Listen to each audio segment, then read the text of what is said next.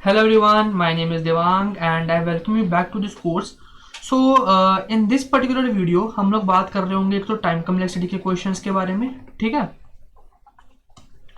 एक हम लोग देख लेंगे टाइम कम्प्लेक्सिटी के क्वेश्चंस को, और दूसरी चीज़ हम लोग जो देख रहे होंगे वो हम लोग देख रहे होंगे स्पेस कम्प्लेक्सिटी के बारे में, और इसके बाद हम लोग जो है डिफरेंट डेटा स्ट्रक्चर्स को एक्सप्लोर करेंगे। तो बेसिकली अगर तुमने प्रीवियस वीडियोस हमारी देखी है ना, तो वो ऊपर जाके देख लेना, क्योंकि ये वाली उसके ऊपर बेस्ड होंगी थोड़ी थोड़ी। बिफोर प्रोसीडिंग एनी फर्दर, तुमको यार पता होना चाहिए कि ये कोर्स किस लिए पॉसिबल था। ये कोर्स ओनली पॉसिबल था because of Newton school. Newton school का एक लॉन्च पैड सेक्शन है। लॉन्च पैड क्या? Launch pad is a initiative which is taken up by Newton school to make India the developer power house of the world, ठीक है। अगर तुम ये वाला कोर्स वहां से करते हो, तुमको एक सर्टिफिकेट ऑफ कंप्लीशन भी मिलता है, 24 आवर्स की डब्ल्यू कम्युनिटी जो कि तुम्हारा डाउट सॉल्व करती है। तुम्हारे को इस कोर्स के जितने भी एक्सरसाइजेस और जितने भी क्वेश्चन है सब वहाँ पे तुमको अवेलेबल हो जाएंगे, ठीक है। अब अगर तुमको मान लो तुमको और एडवांस प्लेसमेंट करनी है, तुम्हारी प्लेसमेंट की तैयारी आ रही है, तुमको और प्रिपरेशन करनी है, तो न्यूटन स्कूल की वेबसाइट पे जाओ। वहाँ पे जो है एक बार जो है यहाँ पे एक जो 6 मंथ का कोर्स होता है वो जरूर देख लेना। उसके साथ तुमको फायदा होगा, तुमको यार तुम्हारी सारी की सारी प्लेसमेंट की प्रिपरेशन हो जाएगी, पहली बात तो। और दूसरी बात ये, तुमको कोई भी फी नहीं देनी जब तक तुम प्लेस नहीं हो जाते। काफ़ी सारी कंपनीज का टाइप है, जैसे स्नैपडील होगी, और हमारे पास एक अन अकेडमी है, टॉपर है, बहुत सारी कंपनीज हैं जिसके साथ टाइप है और बहुत एडवांस टीचर्स हैं। और minimum package 5 lakh to 40 lakh cities ही है, तो जरूर जाके देखना, ठीक है। तो जो पहले क्वेश्चंस मैंने ले रखे हैं वो इस तरीके से ले रखे हैं, जैसे एक लूप ले रखा है, जैसे for int i is equal to 0 i less than i plus plus. तो हमारा क्या पूरा एडवांस बेसिक से लेकर एडवांस तक सारे क्वेश्चन रिवाइज हो जाएंगे। तो देखते हैं पहला क्वेश्चन क्या है। पहला क्वेश्चन क्या रहा था? लूप था हमारे पास, वो था कुछ इस तरीके से, for int i is equal to 0 i is less than n and there was some work. हमने बेसिकली इसकी टाइम कम्प्लेक्सिटी निकालनी है। तो इसकी टाइम कम्प्लेक्सिटी निकालने के लिए हम लोग एक चीज देख सकते हैं कि ये लूप कितनी बारी रन करता है, how many times the loop runs, how many times the loop runs. अगर तुमको याद हो तो हमने पिछली वीडियो में देखा था कि क्या, हमने पिछली वीडियो में क्या देखा था? हमने पिछली वीडियो में देखा था एक ऑर्डर ऑफ ग्रोथ के बारे में, एक हमने देखा था ऑर्डर ऑफ ग्रोथ के बारे में, ठीक है। कि ऑर्डर ऑफ ग्रोथ क्या होती है, कैसे ऑर्डर ऑफ ग्रोथ क्या होती है कि हमको जो है अपने फंक्शन को एन जो कि इनपुट का साइज है उसकी टर्म्स में उसकी टाइम कम्प्लेक्सिटी को रिप्रेजेंट करना, ऑर्डर ऑफ ग्रोथ। फिर हमने पढ़ा था केस एनालिसिस के बारे में। इसके अंदर हमने पढ़ा था बेस्ट केस क्या होता है, वर्स्ट केस क्या होता है और एवरेज केस क्या होता है। फिर हमने देखा था, एक हमारे पास टॉपिक था, हमने देखा था एसिम्प्टोटिक नोटेशंस के बारे में, ठीक है, एसिम्प्टोटिक नोटेशंस के बारे में। अच्छा, एसिम्प्टोटिक नोटेशन में हमने क्या देखा था? हमने देखा था बिग ओ, एक हमने देखा था थीटा, और एक हमने देखा था ओमेगा। ये सब कुछ हम लोग देख चुके हैं। और हमने एक चीज़ डिसाइड करी थी, हमने कहा था कि आज के बाद से हम लोग वर्स्ट केस एनालाइज करेंगे in terms of big O. क्यों? क्योंकि बिग ओ एक अपर बाउंड रिप्रेजेंट करता है फंक्शन का। ये हमने चीज़ें पढ़ चुके हैं। तो अगर तुमको इसको और डीप से पढ़ना तो यार एक बार जाके वो देख लेना। अब ये वाला फंक्शन है, इसके बारे में देखते हैं कितनी बार ये लर्न करता है रूप। तो अब देखो, सबसे पहले 1, सबसे पहले 0 हो गया आई की वैल्यू, फिर आई की वैल्यू 1 हो जाएगी, फिर आई की वैल्यू 2 हो जाएगी, फिर आई की वैल्यू 3 हो जाएगी, ठीक है। और ये n तक चलता रहेगा। तो मैक्सिमम n चल रहा है, मैक्सिमम n-1 चल रहा है। तो बेसिकली ये रूप कितने टाइम रन करेगा? n- या n टाइम रन करेगा, क्योंकि 0 से लेके n तक जा रहा है। 0 से लेके n-1 तक जाएगा। कितने टाइम हो गया ये? n times. तो इसकी टाइम कम्प्लेक्सिटी क्या होगी? Big O of n। क्यों? क्योंकि हमने पिछली बार भी बात करी थी कि जो है हम टर्म्स को लीव कर देते हैं, जो हमारी टर्म्स हैं वो सारी लीव कर देते हैं, लोअर ऑर्डर टर्म सारी लीव कर देते हैं, तो जो बचता है वो हमारा आंसर होता है। तो बिग O ऑफ n इसकी टाइम कम्प्लेक्सिटी आ जाती है। ईजी था ये तो। दूसरा क्वेश्चन देखते हैं। दूसरा क्वेश्चन क्या है? ये वाला, i is equal to I by C हो रहा है। दूसरे क्वेश्चन में हमने क्या किया? बेसिकली हमने किया for int i is equal to n and I is greater than 0 and I is equals to I divided by C। Divide by कर रहे हैं ना हम लोग, और हम लोग कर रहे हैं, हम लोग यहाँ पे थोड़ा सा काम कर रहे हैं। क्या? यहाँ पे थोड़ा सा काम कर रहे हैं जो भी है, ठीक है। उसके बाद हम लोग क्या कर रहे हैं? अब इसकी टाइम कम्प्लेक्सिटी एनालाइज करने की कोशिश करते हैं कि इसकी टाइम कम्प्लेक्सिटी क्या होगी। अब सबसे पहले n आई की वैल्यू, फिर आई की वैल्यू n बाई सी, फिर आई की value n by c square, फिर आई की वैल्यू n/c³। ऐसे करते करते करते लेट्स से ये लूप k टाइम रन करता है, मेरे को नहीं पता कि k की वैल्यू क्या है, तो ये n टाइम हो जाएगा n/c⁻k। ठीक है, तो ये n/c⁻k हमेशा 1 से बड़ा ही होगा। अगर कोई नंबर 0 से बड़ा तो वो, अगर ऐसे मान लो 2 है, अगर 2 0 से बड़ा तो 2 1 से भी बड़ा होगा। तो n ग्रेटर देन c⁻k है। अब इस इक्वेशन को सॉल्व करोगे, n is greater than c⁻k, तो take log both sides log ले लो, log n is greater than k log c। तो बेसिकली इसकी time complexity big O of log n आ जाएगी। ठीक है, ये वाला केस हमने देख लिया। अब तीसरा क्वेश्चन देखते हैं, तीसरा क्वेश्चन क्या कह रहा है। तीसरा क्वेश्चन क्या कह रहा है कि हमने i is equal to I into C कर दिया, i is equal to I into C कर लिया। कभी भी हम एक चीज याद रखना कि एक फॉर लूप लगा हुआ है और यहाँ पे कुछ टर्म्स हैं और ये ऐसे चल रहा है, तो हम इसको ऐसे देख के बिल्कुल भी नहीं कह सकते इसकी बिग O ऑफ n होगी, ये गलत हो जाएगा। हमको देखना पड़ेगा कि i कैसे इंक्रीमेंट हो रहा है, और अगर कोई मान लो इनर लूप है तो j कैसे इंक्रीमेंट हो रहा है, वो सारा हमको कंसिडर करना पड़ेगा। अब इस क्वेश्चन में क्या था, जो लास्ट वाला क्वेश्चन है उसमें हम देखा for int i is equals to, एक मिनट, ठीक है, i is equals to 1 and i is less than n and i is equals to I into C, और हमने जो है यहाँ पे सब कुछ काम किया, सम वर्क किया। ठीक है, अब देखते हैं इसकी टाइम कॉम्प्लेक्सिटी कैसे निकालेंगे। पहले 1 होगी, ठीक है, फिर c की पावर 1 हो जाएगी, फिर c², फिर ऐसे ऐसे करते करते मान लो कि k-1 टाइम से रूट रन करता है, या k टाइम मान लो, तो c की पावर k हो जाएगी, जैसे IC² I मान लो। ठीक है, इसको तो अगर तुम देखो तो c की पावर k हमेशा n से छोटा ही होगा, n-1 से छोटा ही होगा। जो चीज़ n-1 से छोटी होगी वो n से भी छोटी होगी, तो c की power k should be less than n-1।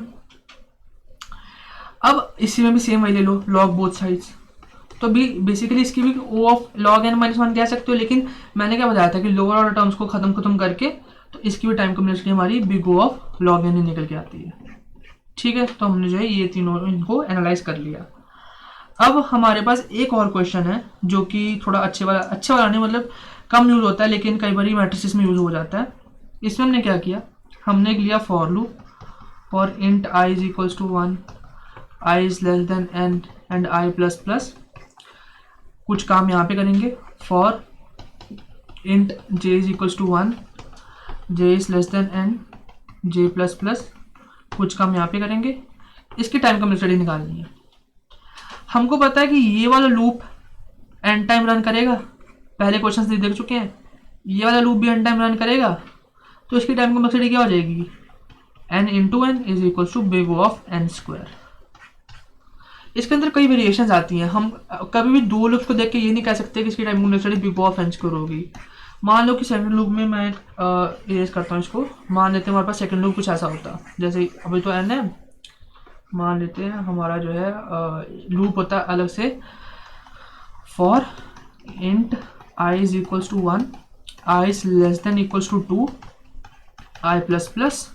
कुछ काम ये, अब ये लूप मैक्सिमम कितनी बार चलेगा, एक 1 एक 2, दो बार चलेगा मैक्सिमम टाइम्स। ये लूप चलेगा n टाइम्स, सो n टाइम्स 2 यानी कि 2n, तो इसकी time complexity big O of 2n हो जाएगी। लेकिन अगर हम और इसको अप्रॉक्सीमेट करें तो बिग O ऑफ n हो जाएगी। ठीक है, तो डिपेंड करता है कि तुम्हारा जो है रिलेशन क्या है इन आउटर लूप और इनर लूप, उसके हिसाब से हम कहते हैं कि इसकी टाइम कॉम्प्लेक्सिटी क्या है। हम डायरेक्टली कभी नहीं कह सकते दो लूप को देख के कि सिंगल लूप को देख के इसकी बिग O ऑफ n² होगी या इसकी बिग O ऑफ n होगी। तो बस आई थिंक तुमको ये कंसेप्ट क्लियर लग गया होगा कि किस तरीके से हम टाइम कॉम्प्लेक्सिटी को एनालाइज करते हैं किसी भी फंक्शन में। एक और केस हम लोग देखते हैं, हमने यहाँ पे एक एरे ले रखा है, कुछ भी एरे जो है हम लोग ले रखा है, खाली एरे है, इसके अंदर गार्बेज वैल्यू या मान लो 0 0 सब में भर रखा है। For int i is equal to 0, i is less than n and i plus plus. And हम यहाँ पे कुछ काम कर रहे हैं, नहीं काम नहीं कर रहे, हम लोग बेसिकली क्या कर रहे हैं, एक नंबर इनपुट करा रहे हैं, int k sin k and array of i is equal to k। तो अच्छा, ये वाला काम है, इसको करने में तो कौन देखो, जो ये दोनों काम है, ये वाले जो काम है इंट के sin के, इसको तो कांस्टेंट काम लगेगा, कांस्टेंट वर्क, क्योंकि डज नॉट डिपेंड्स कि तुम्हारी इनपुट साइज क्या है, तो इसको तो लगेगा कांस्टेंट वर्क। अब ये वाला जो है array of i equal to की, ये भी कांस्टेंट ही लगेगा बिग ओ ऑफ 1 अप्रॉक्सीमेटली, क्योंकि ये फास्ट इतना फास्ट चलेगा कि उस भी पोजीशन पर जाकर तुमने इंसर्ट कर देना है, तो बिग ओ ऑफ 1 काम, ठीक है। लेकिन ये लूप कितने टाइम चल रहा है, ये लूप तो n टाइम चल रहा है, 0 से लेके n-1 तक, तो n into c plus 1, c इसके लिए कांस्टेंट वर्क के लिए, 1 इसके लिए, so n into c plus n, तो इसकी time complexity big O of n c plus n कह सकते हैं, या approximately big O of n कह सकते हैं इसकी टाइम कॉम्प्लेक्सिटी को हम लोग। तो इस तरीके से हम भी एनालाइज कर सकते हैं, बट इतना हमने डीप में जाकर करना है, हम यहीं से जो है इसकी वैल्यू से हम एनालाइज कर सकते हैं, ठीक है।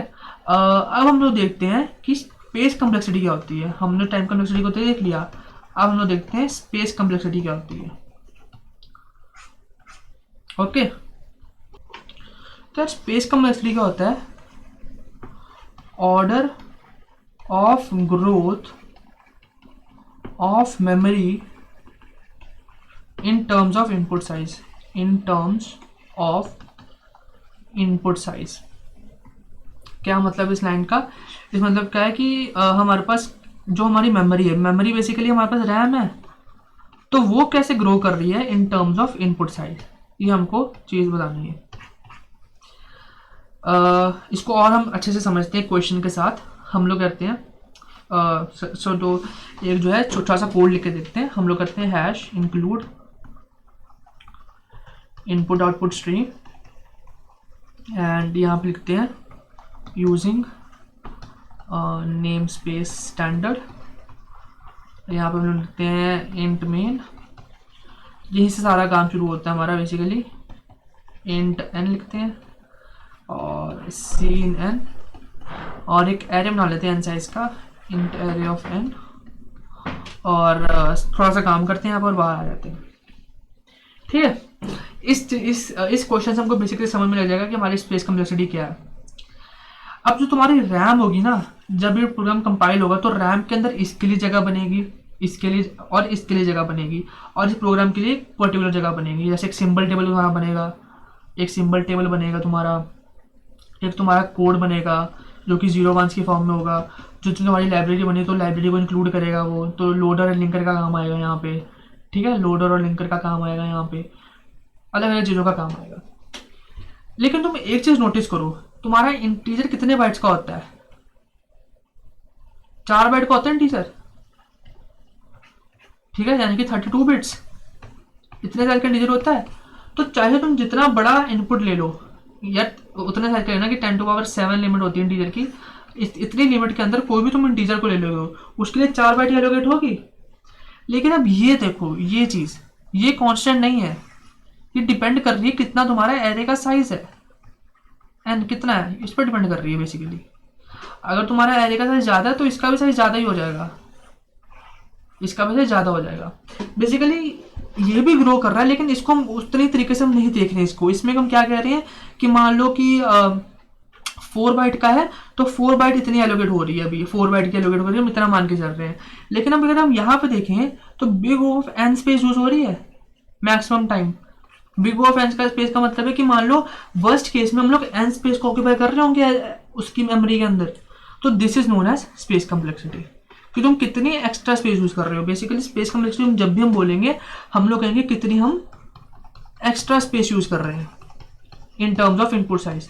अब जैसे मान लो क्वेश्चन है, यहाँ पे क्वेश्चन दे रखा है कुछ भी, और मैंने क्वेश्चन ऐसा कोड लिखा इंट मेन, और यहाँ पे एक एरे बना रखा है इंट एरे ऑफ एन, और यहाँ पे बना रखा है मैंने वेक्टर बना रखा है vector int of size n, और सब कुछ कर दिया 0 से। तो इसके अंदर देख सकते हो तुम big O of 2n time complexity होगी, और सॉरी स्पेस कॉम्प्लेक्सिटी होगी, क्योंकि इसके लिए भी n होगी और इसके लिए भी n होगी। तो ये जो है हमारा स्पेस कॉम्प्लेक्सिटी को ऐसे हम डिफाइन कर सकते हैं।